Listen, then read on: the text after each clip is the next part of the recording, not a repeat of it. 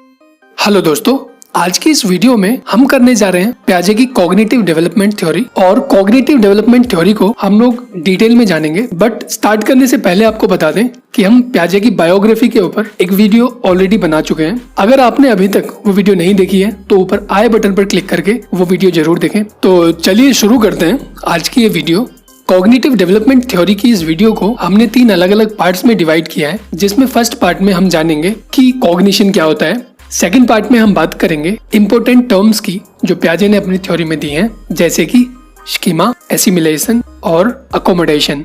और third part में हम बात करेंगे उन स्टेजेस की जो पियाजे ने अपनी थ्योरी में दी हैं। तो चलिए शुरू करते हैं हमारे फर्स्ट पार्ट से, जिसमें हम जानेंगे कॉग्निशन के बारे में। कॉग्निशन एक्चुअली मेंटल प्रोसेस होते हैं जो हमें नॉलेज गेन करने में हेल्प करते हैं। मेंटल प्रोसेसेस को हम इस तरह से समझ सकते हैं, जैसे थिंकिंग, आप कुछ सोचने लग रहे हैं; नोइंग, आपको कुछ मालूम है, आप कुछ जानते हैं; रिमेम्बरिंग, आप कुछ याद करने की कोशिश कर रहे हैं; या फिर प्रॉब्लम सॉल्विंग, आप किसी प्रॉब्लम को सॉल्व करने की कोशिश कर रहे हैं। ये सभी चीजें अगर आप करने लग रहे हैं, इट मीन्स आप कॉग्निशन का यूज कर रहे हैं। चलिए अब चलते हैं हमारे सेकंड पार्ट की तरफ, जिसमें हम करने वाले हैं इंपॉर्टेंट टर्म्स के बारे में जो पियाजे ने अपनी थ्योरी में दी है, जिसमें फर्स्ट टर्म है स्कीमा। स्कीमा एक्चुअल में नॉलेज का एक ऐसा स्ट्रक्चर है जिसको आप दिमाग में बना के रखते हैं। किसी चीज के बारे में अपने दिमाग में आप जो इमेज बना लेंगे वो ही स्कीमा होगा। एग्जाम्पल के लिए, किसी छोटे बच्चे को आपने कोई येलो चीज खाने के लिए दे दी। अब बच्चे ने उस येलो चीज को खाया और उसे बड़ी टेस्टी लगी। बच्चे के दिमाग में अब एक स्कीमा बन जाएगा कि हर एक येलो दिखने वाली चीज बहुत ही टेस्टी होगी। चलिए अब चलते हैं हमारी सेकंड टर्म की तरफ, जो है एसिमिलेशन। एसिमिलेशन में हम लोग पुरानी इन्फॉर्मेशन के अंदर न्यू इन्फॉर्मेशन को फिट कर लेते हैं। एग्जाम्पल के लिए, उसी बच्चे को अगर फिर से एक येलो चीज दी जाए, उस येलो चीज को बच्चा खा ले और उसे खाने के बाद बहुत ज्यादा तीखा लग जाए। इस बार बच्चा मजबूर हो जाएगा ये समझने के लिए कि हर एक येलो चीज टेस्टी नहीं होती। यहाँ पर बच्चे ने एक पुरानी इन्फॉर्मेशन के अंदर न्यू इन्फॉर्मेशन को फिट कर दिया है। इसी को हम एसिमिलेशन कहेंगे। चलिए अब चलते हैं हमारी थर्ड टर्म की तरफ, जो है अकोमोडेशन। अकोमोडेशन एक ऐसी सिचुएशन है जिसमें पुराने स्कीमा को पूरी तरह से चेंज या फिर ऑल्टर कर दिया जाता है। एग्जाम्पल के लिए, बच्चा अब जान चुका है कि हर एक येलो चीज टेस्टी नहीं होती है। अब उसने अपने दिमाग में उन दोनों चीजों का अलग अलग स्कीमा बना लिया है। फर्स्ट वाले को वो मैंगो समझेगा और सेकंड वाले को वो कैप्सिकम ही समझेगा, और इसी को हम अकोमोडेशन कहेंगे। बच्चे ने पुराने स्कीमा को पूरी तरह अकोमोडेट कर लिया है। चलिए अब चलते हैं हमारे थर्ड पार्ट की तरफ, जिसमें हम बात करेंगे स्टेजेस ऑफ डेवलपमेंट की। टोटल 4 स्टेजेस की हम यहाँ पर बात करने वाले हैं, जिसमें फर्स्ट स्टेज है sensory motor stage, second pre operational stage, third concrete operational stage, fourth formal operational stage. चलिए इन चारों स्टेजेस को 1 बाय 1 डिटेल में जानते हैं। शुरू करते हैं फर्स्ट स्टेज के साथ, जो है सेंसरी मोटर स्टेज। ये वो स्टेज है दोस्तों जिसमें 0 से 2 साल के बीच के बच्चों को रखा जाता है। इस स्टेज के अंदर बच्चे अपने 5 सेंसेस का यूज करते हैं। यही वो स्टेज है जहाँ पर रिफ्लेक्स एक्शंस स्टार्ट हो जाते हैं, जैसे आंखों का बंद होना, फिस्ट या मुट्ठी का बंद होना।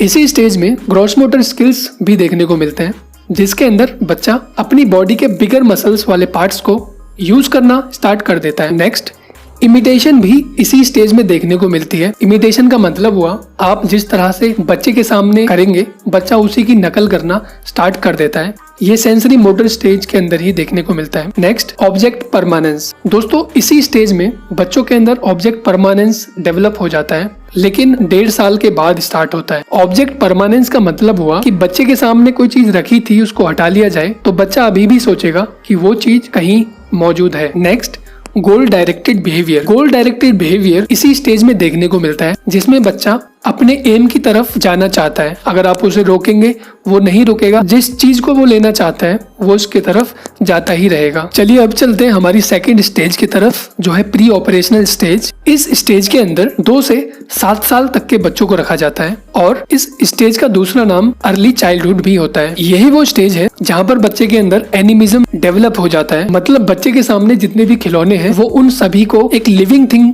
समझता है, और बच्चे को अगर चोट लग जाए तो बच्चा अपने खिलौनों को पीट कर रिलीफ महसूस करता है। उसको लगता है कि ये लिविंग थिंग्स ही हैं। Next, irreversibility. इरिवर्सिबिलिटी में बच्चा एक काम जो कर लेता है उसका अपोजिट नहीं कर पाता। एग्जाम्पल के लिए बच्चा अगर बेड पर चढ़ना सीख जाए तो वो वहां से उतर नहीं पाएगा। इसी को हम इरिवर्सिबिलिटी कहते हैं। नेक्स्ट, सेंट्रेशन। सेंट्रेशन एक ऐसी सिचुएशन है जिसमें बच्चे के सामने अगर 2 ग्लासेस रखे जाएं जिनमें कुछ क्वांटिटी फिल की गई है तो बच्चा सेकंड वाले ग्लास में ज्यादा क्वांटिटी बताएगा क्योंकि वो पूरी तरह भरा हुआ है, जो कि गलत है। बच्चा बाकी सब एस्पेक्ट्स को नजरअंदाज कर देगा और सिर्फ एक ही चीज पर फोकस करेगा। इसी को हम सेंट्रेशन कहते हैं। Next, egocentrism. ईगोसेंट्रिज्म भी इसी स्टेज में देखने को मिलता है।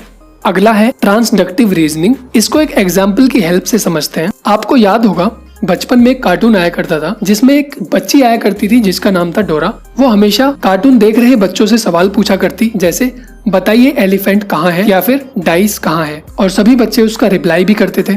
कभी वो कहती कि डांस करो, टीवी के सामने खड़े होकर बच्चे डांस भी करने लगते थे। इसका मतलब ये हुआ कि बच्चे रीजनिंग का बिल्कुल भी यूज नहीं करते और वो उस चीज को बिल्कुल रियल समझने लगते हैं। इसी को कहेंगे ट्रांसडक्टिव रीजनिंग। इस स्टेज में ये रीजनिंग बहुत ज्यादा देखने को मिलती है। चलिए अब चलते हैं हमारी थर्ड स्टेज की तरफ, जो है कॉन्क्रीट ऑपरेशनल स्टेज। प्याजे ने इस स्टेज में उन बच्चों को रखा है जिनकी उम्र 7 से 11 साल होती है। इस उम्र में लॉजिक थोड़े कॉन्क्रीट हो जाते हैं, मतलब लॉजिक थोड़े पक्के होने लगते हैं और प्रॉब्लम सॉल्विंग भी डेवलप होने लगती है। बच्चा साइज और डिस्टेंस में डिफरेंस समझने लगता है। पिछली स्टेज में जहाँ पर रिवर्सिबिलिटी नहीं थी, इस स्टेज में बच्चा रिवर्सिबिलिटी डेवलप करने लगता है। एग्जाम्पल के लिए बच्चे से अगर 3+2 पूछा जाए तो बच्चा उसको ऐड कर देगा और आंसर 5 बताएगा, लेकिन वहीं पर बच्चे को अगर सब्ट्रैक्ट करने के लिए बोला जाए तो बच्चा 5 - 2 करके भी आंसर निकाल लेगा। इसी को हम रिवर्सिबिलिटी कहेंगे। नेक्स्ट, डिसेंट्रेशन। इस स्टेज में आके डिसेंट्रेशन डेवलप हो जाता है। इसको पिछले एग्जाम्पल से समझते हैं, जहाँ पर बच्चा दोनों ग्लासेस में डिफरेंस नहीं बता पा रहा था कि किस ग्लास में ज्यादा क्वांटिटी है। अब वो थोड़े एस्पेक्ट्स को देखेगा और फर्स्ट में क्वांटिटी ज्यादा बताएगा। Next, seriation. इसी स्टेज में बच्चा चीजों को ऑर्डर में लगाना सीख जाता है। वो डिसेंडिंग और असेंडिंग ऑर्डर इसी स्टेज में समझने लगता है। Next, identity. आइडेंटिटी को एक एग्जांपल से समझते हैं। अगर बच्चे के सामने कोई बोतल रखी जाए और उस बोतल को तोड़ दिया जाए, बोतल के टूटे हुए पार्ट्स को भी बच्चा बोतल ही कहेगा, क्योंकि बच्चा चीजों की आइडेंटिटी को समझने लगता है। Next, conservation. कंजर्वेशन इसी स्टेज में देखने को मिलता है। इसको एक एग्जाम्पल से समझते हैं। वापस से वही एग्जाम्पल हम लेंगे। अगर बच्चे के सामने 2 ग्लासेस रख दिए जाएं और दोनों ग्लासेस में कुछ क्वांटिटी फिल कर दी जाए तो बच्चा बहुत सारे एस्पेक्ट्स को देखेगा और उन सभी को देखने के बाद वो बता पाएगा कि दरअसल फर्स्ट वाले ग्लास में वॉल्यूम ज्यादा होने की वजह से उसमें क्वांटिटी ज्यादा आने वाली है, और इसी को हम कंजर्वेशन कहते हैं। चलिए अब चलते हैं हमारी फोर्थ और लास्ट स्टेज की तरफ, जो है फॉर्मल ऑपरेशनल स्टेज। इस स्टेज के अंदर 11 या उससे ज्यादा उम्र वाले बच्चों को रखा गया है। ये वो स्टेज है जिसके अंदर हाइपोथेटिकल डिडक्टिव रीजनिंग बच्चों में डेवलप हो जाती है और वो बहुत सारी प्रॉब्लम्स को सॉल्व करना सीख जाते हैं। उनके अंदर साइंटिफिक रीजनिंग भी डेवलप हो जाती है। नेक्स्ट, बच्चों के अंदर एब्स्ट्रैक्ट थिंकिंग डेवलप हो जाती है, जिसमें बच्चा दिमाग में भी कई चीजों की कैलकुलेशन कर सकता है और इमेजिन करके चीजों को समझ सकता है। नेक्स्ट, इसी स्टेज में बच्चे हाइपोथेसिस भी बनाने लगते हैं। अगला है एडोलेसेंस ईगोसेंट्रिज्म। इसको हम एक एग्जाम्पल से समझते हैं। इस उम्र में आपने देखा होगा लड़के और लड़कियां दोनों सजने संवरने में बहुत ज्यादा इंटरेस्ट रखने लगते हैं। जहाँ पर लड़कियां मेकअप करना स्टार्ट कर देती हैं, वहीं पर लड़के स्वैग दिखाना स्टार्ट कर देते हैं और उनको लगता है कि उनको देखने के लिए कोई उनका सपनों का राजकुमार या राजकुमारी उनका इंतजार कर रहा होगा, और वो इस तरह से सोचते हैं कि उनके जैसा कोई भी नहीं है। Next, hypocrisy.